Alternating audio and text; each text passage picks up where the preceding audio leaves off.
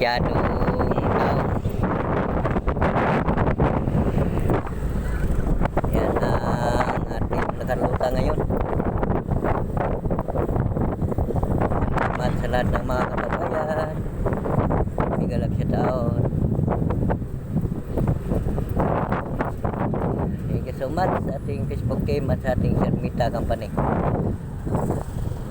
Marami ngayon ang ating kababayan nga na anindi sa ating patio, no? Sa nakaluta. Ayan. So, yan, idol. Galap sa taon. Thank you for watching, idol. Sa wakas, idol, ay kahit